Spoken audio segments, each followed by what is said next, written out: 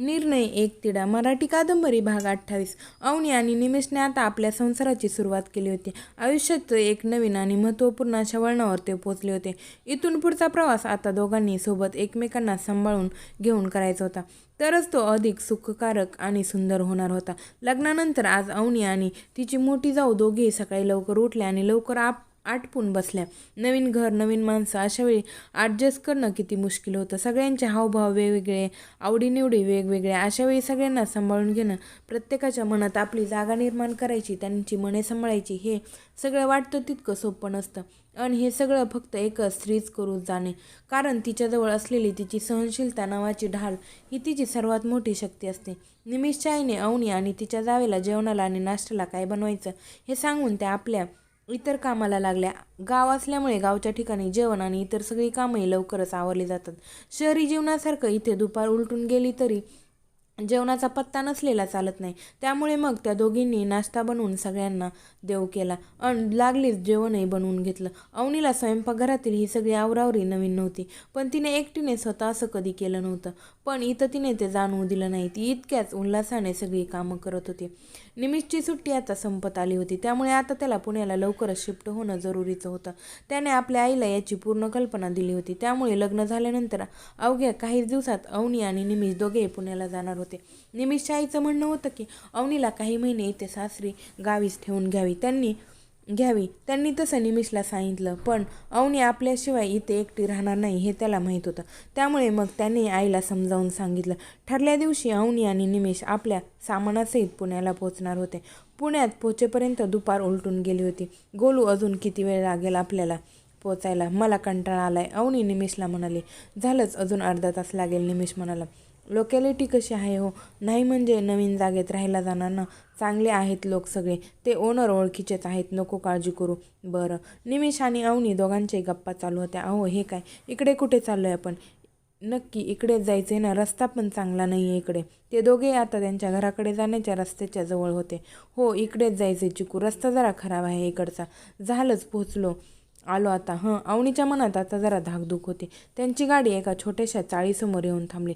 चल उतर, आपलं आलं डेस्टिनेशन. सिटीपासून लांब, छोट्या पण ऐसपैस आणि स्वच्छ असलेल्या एका चाळीसमोर जेव्हा त्यांची गाडी येऊन थांबली तेव्हा मात्र अवनीचं सगळं अवसानच गळून गेलं. निमिषने तिथेच जवळपास असलेल्या आपल्या एका मित्राला फोन करून बोलवून घेतलं आणि तो आल्यानंतर त्याच्या आणि ड्रायव्हरच्या मदतीने गाडीतून सगळं सामान रिकामं केलं. थोड्या इकडच्या तिकडच्या गप्पा झाल्यावर काही वेळाने त्यांचा मित्र निघून गेला. अवनी स्तब्ध झाली होती.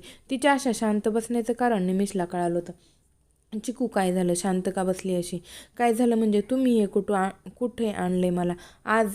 काय हे? अवनी आता चिडली होती. काय म्हणजे, तुला आवडलं नाही का? निमिषने तिला विचारलं. आवडण्यासारखं काय आहे यात? तुम्ही तर म्हणाले होते सगळं नीट आहे आणि ही जागा सिटीपासून इतकी दूर आहे, इतकं एकलकोंडा आहे हे सगळं, मला नाही राहायचं इथं. असं म्हणून अवनी आपला चेहरा उंजळीत घेऊन रडायला लागली. चिकू प्लीज, अशी काय रडते? अगं, मान्य आहे मला की हे थोडं लांब आहे सिटीपासून, पण माझ्या ऑफिसपासून आपल्याला हा एरिया जवळ पडतो आणि तुला नवीन नवीन हे थोडं अवघडल्यासारखं वाटेल, पण काही दिवसांनी होईल सवय तुला. आणि बस थोडे दिवस ॲडजस्ट करीत, मग आपण दुसरीकडे बघू एखाद्या चांगल्या सोसायटीमध्ये. पण आता सगळा खर्च झालाय ना आपल्याला, इतक्यात आपल्याला ते परवडणार पण नाही. प्लीज ॲडजस्ट कर घर थोडंसं, निमिष तिला समजावू लागला.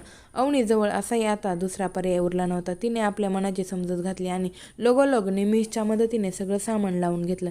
रात्री दोघांनी बाहेरच जेवण केलं. दिवसभराचा प्रवास आणि पुन्हा येऊन सामानाची आवरावर केल्यामुळे दोघेही आता थकले होते. गोलू, तुम्हाला आता उद्यापासून ऑफिसला जावं लागेल ना? अवनी निमिषच्या जवळ होती. चिकू, अजून 4 दिवसांची सुट्टी बाकी आहे माझी, निमिष गालातल्या गालात हसत म्हणाला. हे ऐकून अवनीचा चेहरा खुलला. खरंच? पण तुम्ही तर आईला म्हणाले होते की उद्यापासून जॉईनिंग करायचं म्हणून. हो बोललो, पण तसं बोललो नसतो तर आईने लवकर येऊ दिलं नसतं, निमिष म्हणाला. हो का? अवनी हसून म्हणाले. उद्या आपण बाहेर जाऊया, तुला ज्या वस्तू हव्या आहेत ना घरात लागणाऱ्या त्या घेऊ आणि बाकीचंही काही सामान. ठीक आहे, निमिष म्हणाला. बरं चालेल. पुढचे 4 दिवस अवनी आणि निमिष एकमेकांच्या सहवासात खुश होते. निमिषचं ऑफिस आता नेहमीप्रमाणे सुरू झालं होतं. आईवडिलांच्या घरी निवांत असणारी अवनी आता जबाबदारीने लवकर उठून निमिषचा टिफिन बनवत होती, जेवण बनवत होती, घरातली सगळी कामं आवरून घर नीटनीटकं ठेवत होती. निमिष ऑफिसला गेल्यावर तिला खूप एकटं वाटायचं. मग निमिष घरी येईपर्यंत वेळेची ती खूप आतुरतेने वाट पाहायची. घरात ती एकटीच असल्यामुळे पूर्ण दिवस एकट्याने राहणं तिला नकोसं वाटत होतं.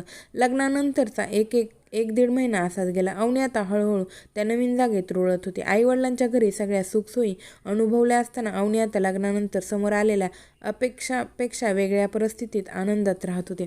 पण संसार म्हटल्यावर सगळं गोडी गुलाबीने चालेल असं नसतं कधी. पण आपल्या आयुष्यात ही वेळ इतक्या लवकर येईल असं अवनीला वाटलं नव्हतं. आपल्या माहेरी किचनमध्ये क्वचितच पाय ठेवणारी अवनी आता आपल्या परीने जेवण बनवत होती. आणि काही अडलंच तर जसा इतर मुली विचारतात तसं ती आपल्या आईला फोन करून विचारायची.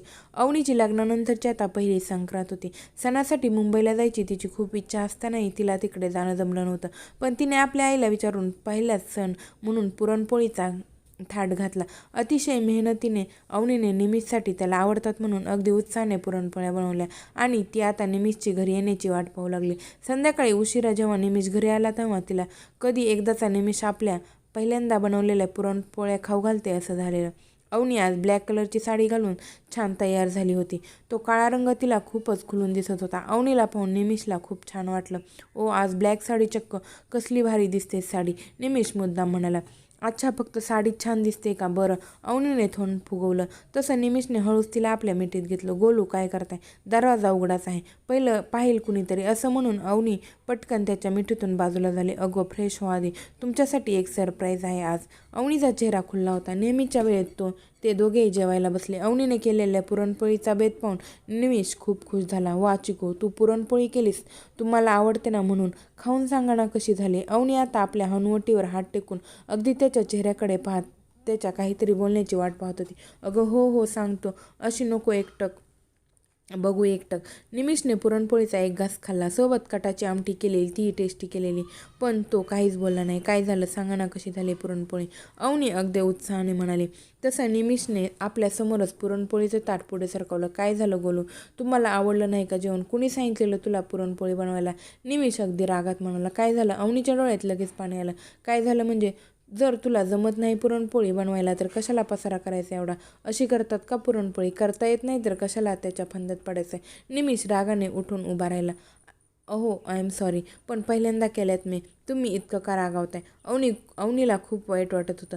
का रागावताय म्हणजे? हे आता जे केलेस ते सगळं वेस्टच झालं ना. तुला नसेल जमत एखादी गोष्ट तर नको करत जाऊ. मी काही म्हणतो का तुला? पण जर जमत नसेल तर निदान असं वेस्ट तर नको करू. अहो, पण मी कधी केल्या नाहीत पुरणपोळ्या, मी पहिल्यांदाच. अवनी पुढे काही बोलणारच होती पण निमिष तिला बगल देऊन तडक घराबाहेर पडाला.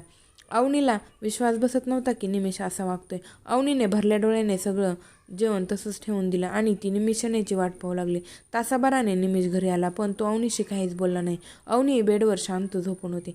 तिला वाटत होतं की निमिष आल्यावर आपल्याला जवळ घेईल, आपल्याला सॉरी म्हणेल, आपल्याला मनवेल. पण झालं मात्र यातलं काहीच नाही. निमिष घरी आल्यावर त्याने स्वतःहून वाढून जेवण घेतलं आणि तो तसाच झोपी गेला. आपण जेवलो की नाही याची विचारपूस न करता निमिष इतका कोरडा कसा वागू शकतो या विचाराने अवनी मात्र रात्रभर तळमळत होती. पण डोळ्यातून वाहणाऱ्या अश्रूंना अडवण्याची तिची इच्छा झाली नाही. क्रमशः